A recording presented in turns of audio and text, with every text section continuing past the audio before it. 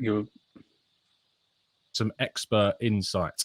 I'm joined today by Jacob Steinberg, football reporter for The Guardian. Jacob, how are you? Good, you well? Yeah, all good, thanks. Good stuff. I'm really happy that you're joining us today. Of course, you've been covering the Declan Rice story in depth over the last few weeks or so. How has it been, the whole process of covering this kind of chaotic English record story that it has been? It's been quite draining. Obviously, kind of a few twists and turns here and there with Manchester City kind of coming in at late notice and potentially throwing a spanner in the works for Arsenal's bid. But I've always been pretty confident that Rice would end up at Arsenal, and despite that bid last week from Manchester City, that's where things are heading. We're just waiting for that final confirmation, the last bit of negotiations to get through between the clubs, and then he will be an Arsenal player, and I think a very good signing for them, given the way things kind of unravelled at the end of last season. I think he fills a hole that that Arsenal could, will benefit from.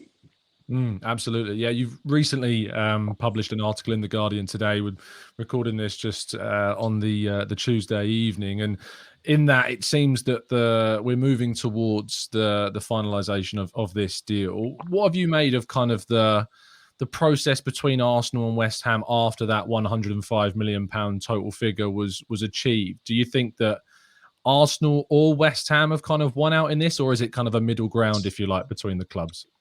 I think it's really a middle ground. I mean, all this stuff about instalments and when they're going to be paid and add-ons and everything. It's not ultimately what people will be talking about probably in a year or even probably when he's making his Arsenal debut. I think from West Ham's financial perspective, getting as much as they possibly could is obviously will be seen as a positive for them, and getting it as quickly as possible as well be seen as a positive. They're getting obviously a British transfer record, most expensive British player.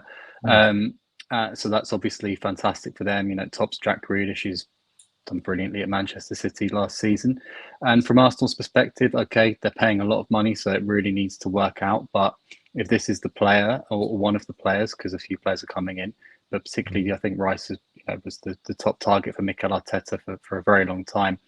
If this turns out to be the player who potentially gets them over the line and helps them make a better fist of challenging Manchester City than how it turned out at the end of last season, then I don't think people will be worrying about all the payment structures and everything else. I think a few of these things start to probably become more engrossing when there's no football, I guess, and people are following every sort of twist and turn on social media, and all the updates are coming, and various journalists are throwing in bits and pieces all the time, and it can seem at times like the next update is the most important, when in reality sometimes nothing's really going on for a few days, and we're just kind of counting down the hours for the final confirmation to come, and then he'll do the media, go through pre-season and everything, and all this will be, over the last 2 or 3 weeks, will be forgotten about, really. Yeah, you described the process as draining, and I absolutely could empathise why that might be the case. We often talk, when we speak to fellow journalists on the channel, about kind of their process of covering these stories. We talk about the social aspects of it. Just briefly before we go into the player himself, how do you find kind of reporting on these high-profile transfers and the reaction that you get on social media to stories? Because I've described it as a thankless task, doing transfer stories, because it's never a case of, wow, fair play for getting all that information and reporting it. It's always a case of, what's next? What about this guy? What about this guy? Do you see what I'm saying? Yeah, absolutely. I mean, I do think what is quite interesting in this window is that quite a few of the, I think some of the bigger stories now have probably been taken up in June. I think, for example, Chelsea have got out most of their players. The Mason Mount one, which probably could have turned into a bit of a saga, has kind of been wrapped up with Manchester United ending up there. Sorry, that's all right. Move my camera so that wife doesn't come in the shot. And a lot of those things have kind of been taken care of, and Rice and everything that's gone, that's been, and everything. we're just waiting for it now. So maybe Harry Kane will will be the next one, will he, or won't he go to Bayern Munich and leave Tottenham at long last? But otherwise, I think it's a lot of the stuff seems to have kind of been taken care of now. So I'm kind of wondering what's going to come next in June. What's going to be the next big thing that grabs everybody's attention. It's an interesting process to go through.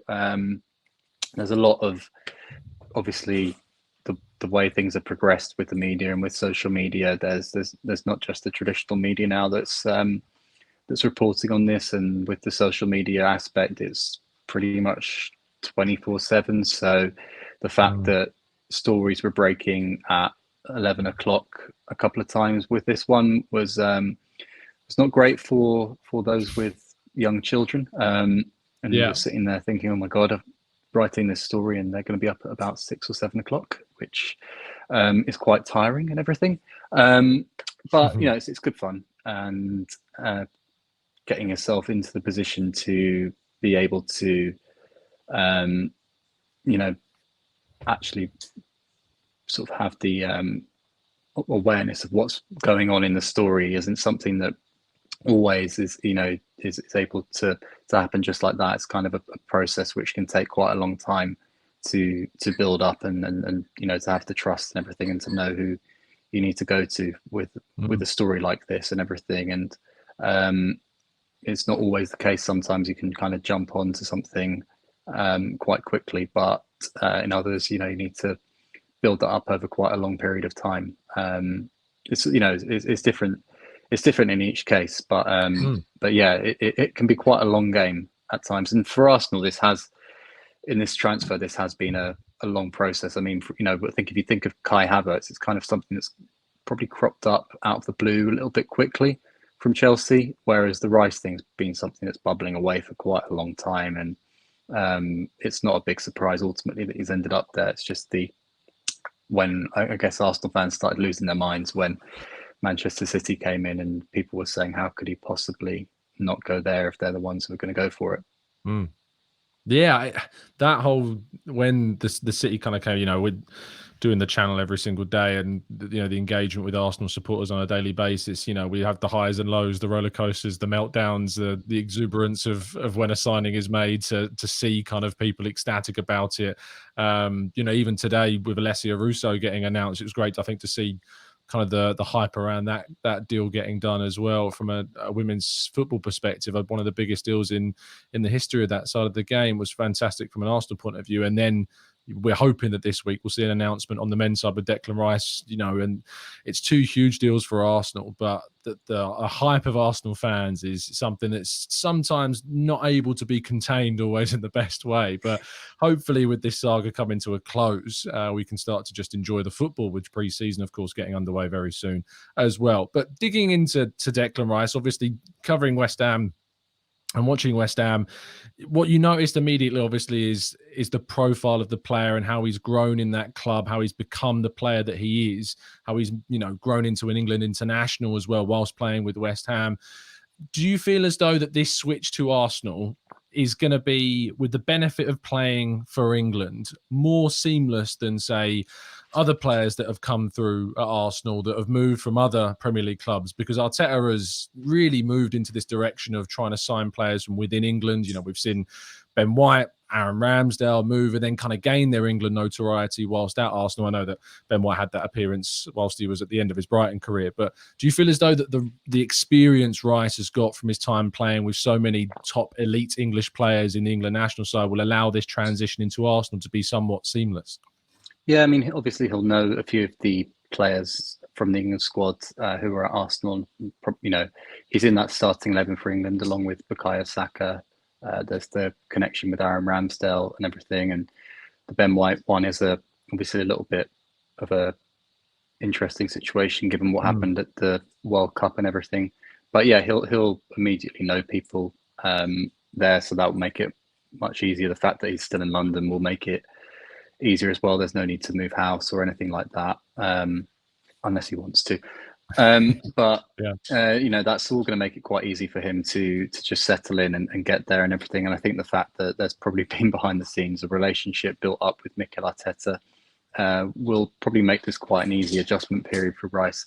I think what's always been a theme with him is that he's always kind of risen to challenges. So I think if you go back to the start of his footballing development and you look at him getting released from Chelsea when he was 14, that's a crushing blow for a boy of that age. And you know, it could have actually, I guess, although he's obviously extremely talented, it could have ended him because it's such a big disappointment for somebody to go through.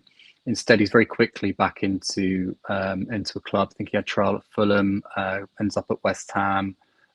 Very quickly at West Ham was quite clearly extremely talented. I think that at the time they were talking about him being one of the best trialists that they'd ever had when he went down to Chadwell Heath, which is where the youth team were. But there were points even at West Ham where they actually, I think when he was about 16 or 17, where they talked about potentially releasing him, but he had people who they weren't sure whether the development was actually coming on. I'm not sure if he, off the top of my head, I'm trying to remember. I think it was that he maybe hadn't gone quite through the growth development at the time that had been expected of him.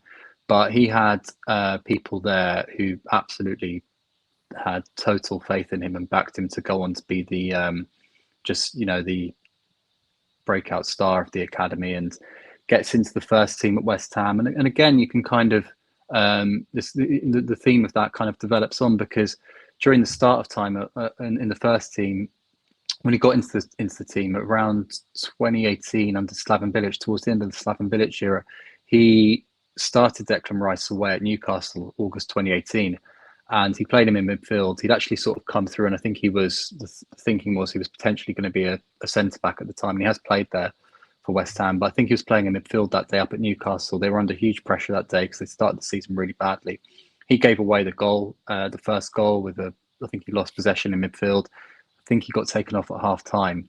And obviously I think he was 18 at the time, so just a kid. But he learns from it very quickly.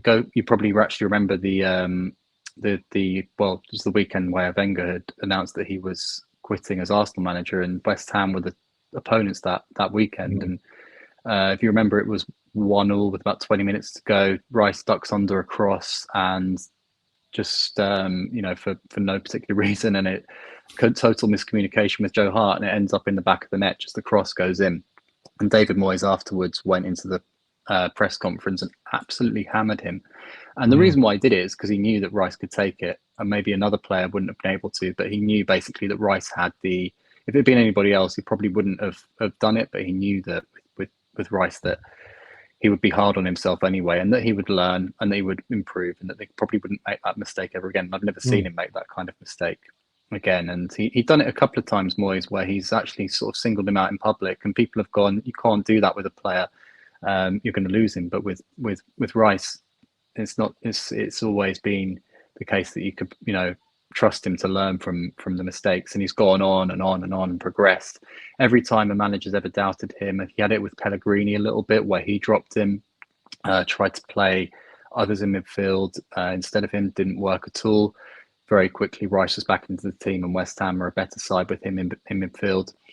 Even bits and pieces around, some of the pundits who've questioned whether or not he has the quality on the ball in the final third. That's kind of very quickly been, I think that's been answered, and you can see how much quality he does have. I think it will get better in a better team. I think you'll start to see it come out more. I think you see it maybe a little bit more with England as well. And I think if you if you take, for example, his early England career, very early on, he played in the Nations League. I think maybe it was his third or fourth cap against Holland, the semi-final. Basically gets the runaround from Frankie de Jong, and England end up losing that game in extra time. It doesn't really happen now. That's not the kind of thing that happens to Declan Rice now. I don't really see players give him the runaround. He's 24. Back then he was about 19, 20. he's got so much more experience, so much more leadership. He's not always going to have incredible games, but generally speaking, for West Ham over the last 2 or 3 years, he's pretty much been the best player all the way through it. And the way that he's left as well, I don't think anybody can argue with it. Leading them to that trophy, and I think it's part of the person that he is as well. It's not just the player. I think it's the way he's done it. Never really. He's obviously very clearly wants to leave West Ham for about 3 years, and he's never really dropped the effort or the quality. This season's been difficult. He's obviously in the middle of it has gone to World Cup and played an incredible game against France, and all his mates more or less have gone off back to clubs who are challenging for the Champions League, challenging for the title. He goes back into a relegation battle. His thought was pretty much always, right, I've got 6 months or so to do this. I'm going to keep West Ham up, and I'm going to win the Conference League. That was the plan, and then we're going to leave on a high. And it's kind of the case that nothing's really got in his way. And I think people have always they've respected that and respected the effort, respected the kind of person that he is, very genuine person. Always been a leader ever since he was in the academy. The coaches could kind of trust him to sort of keep their standards for, be the ones who'd impart their message to the rest of the group, but also look after the other kids and make sure that they were okay as well.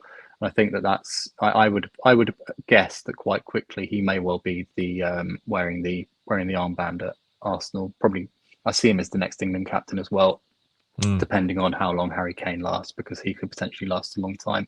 But he's that kind of character. I think he'll be a great signing for Arsenal. And I'm not surprised that I'm not really surprised that City tried to get it, despite the fact that it never really seemed that they were necessarily going to be there until right at the end.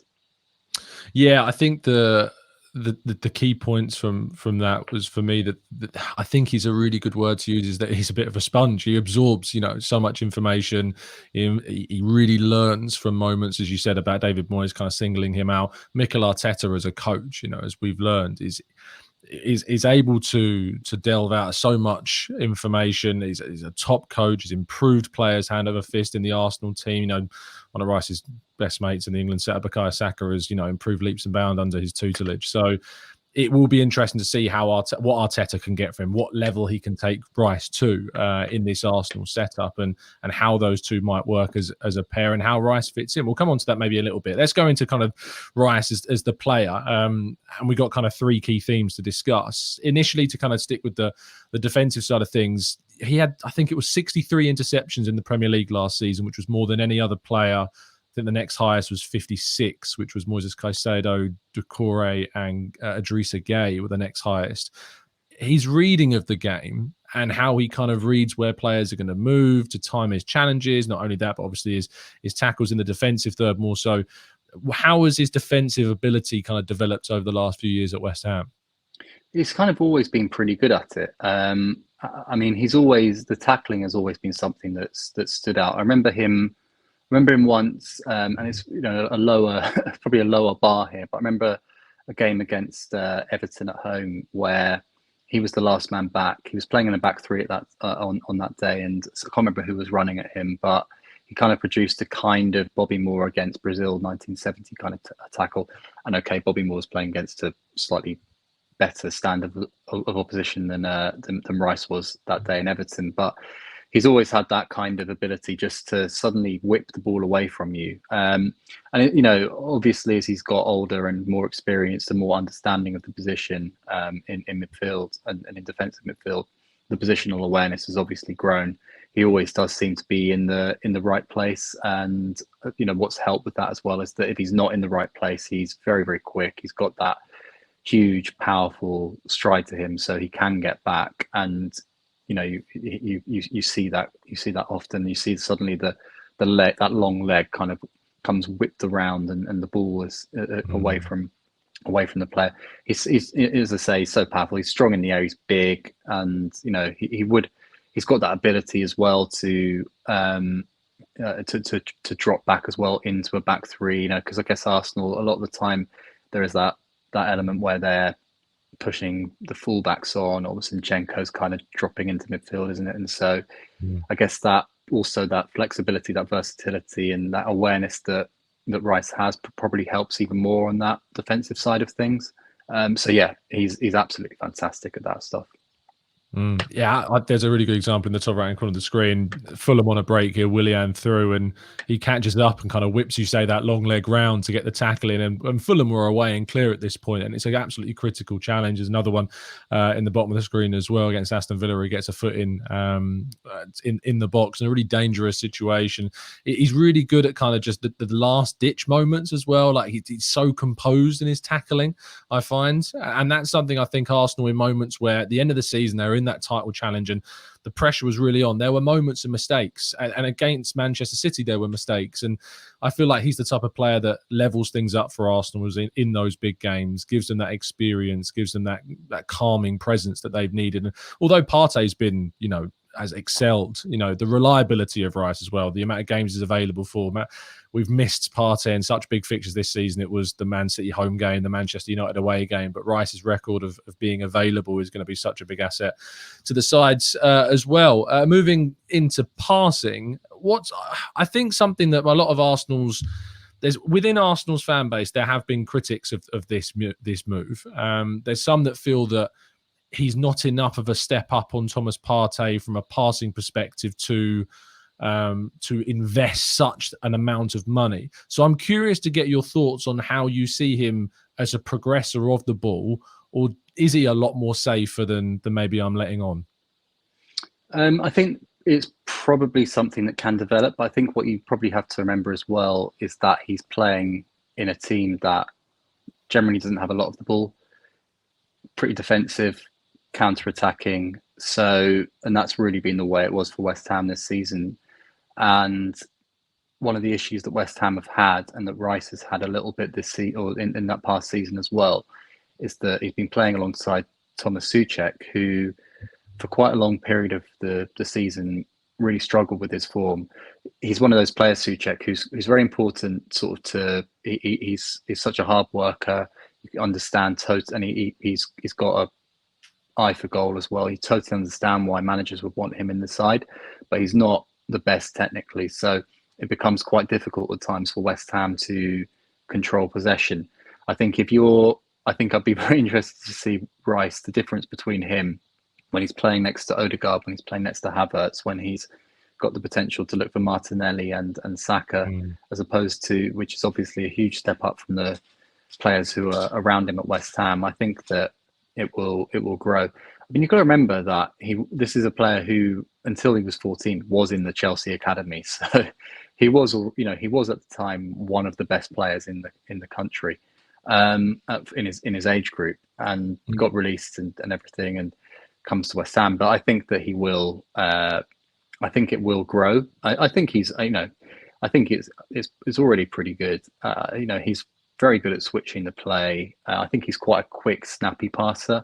I think he's kind of reminds me a little bit of the way that Roy Keane used to be in a certain sense, and maybe the subtlety, maybe that can improve. But Arsenal have a lot of that already, and a lot of that probably in those deeper positions. It's not got close to them winning the league. So I think that.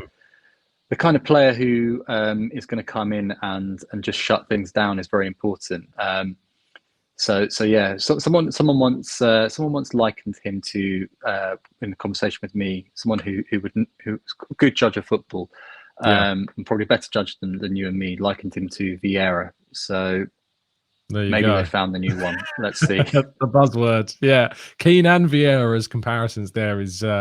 High praise indeed. The example in the top screen away from home against Crystal Palace, where he plays in Lanzini for what was a brilliant piece of technical skill by Lanzini and finish it in that game.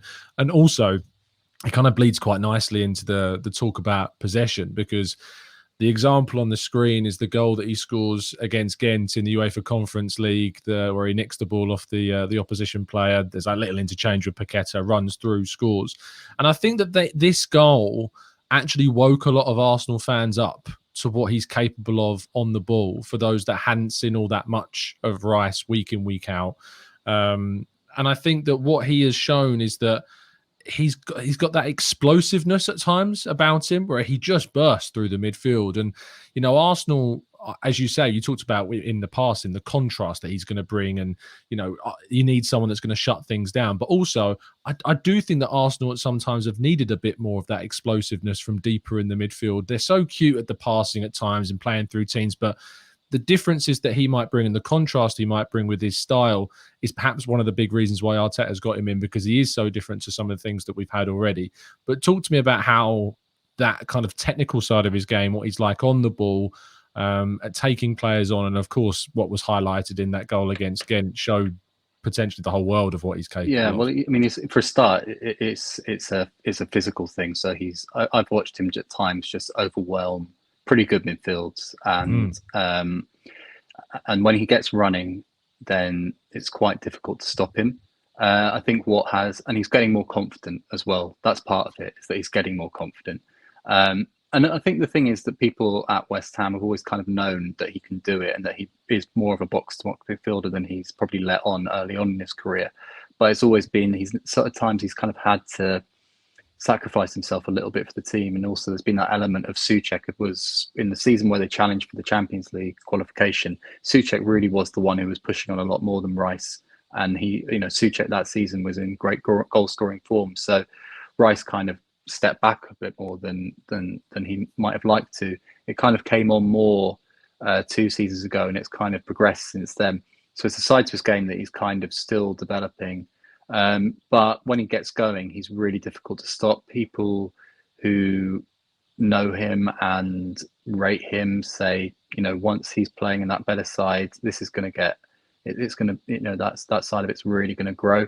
I think if you look at the clips of him going on those kind of runs, you can see the quick footwork and the way he can get out of tight situations, which I think has been a concern amongst certain good judges in the past as to whether his feet were quick enough. But I think that what we're seeing now is that they probably are.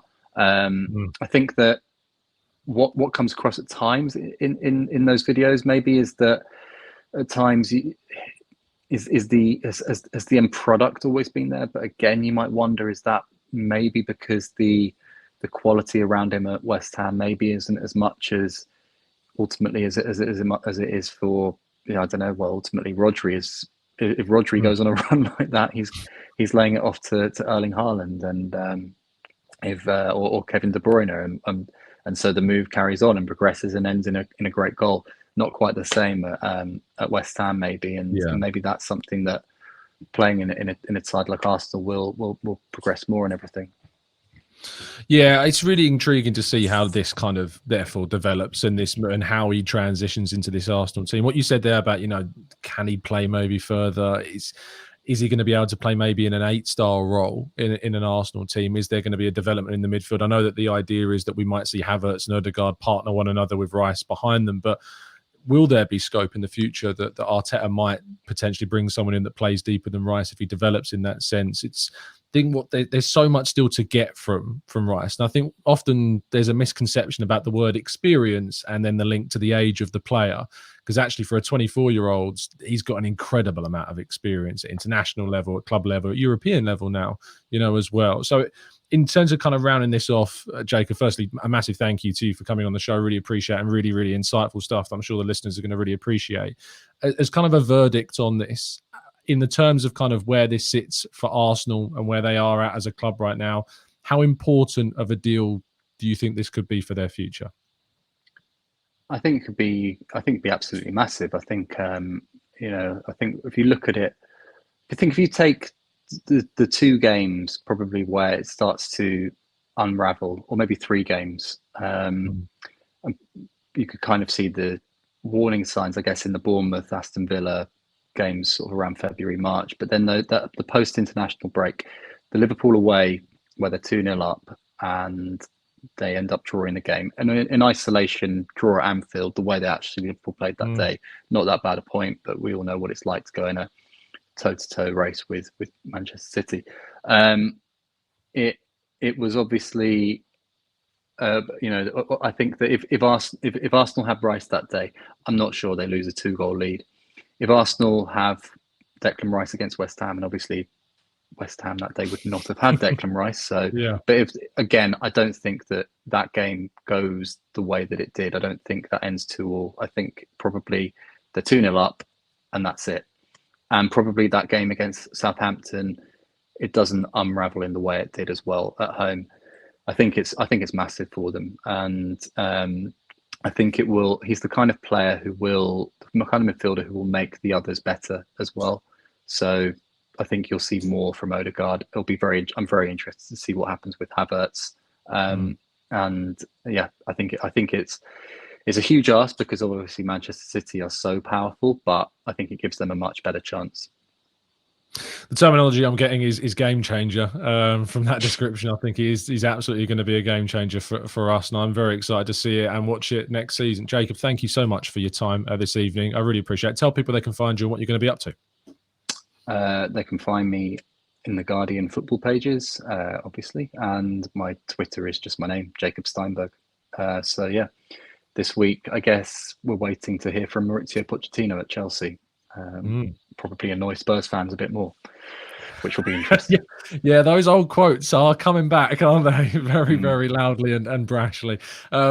Please make sure, listeners, that you are following Jacob on Twitter at Jacob Steinberg. You can find him there. And of course, all of the pieces he writes will be in the Guardian, so you can find them there. You will find us, of course, tomorrow morning live once again at 8 a.m. I hope that you've enjoyed this tactical breakdown of Declan Rice. If you have, please do drop a like on the video and subscribe to the channel as well. We will see you again very soon. Have a fantastic evening. And as always, up the Arsenal.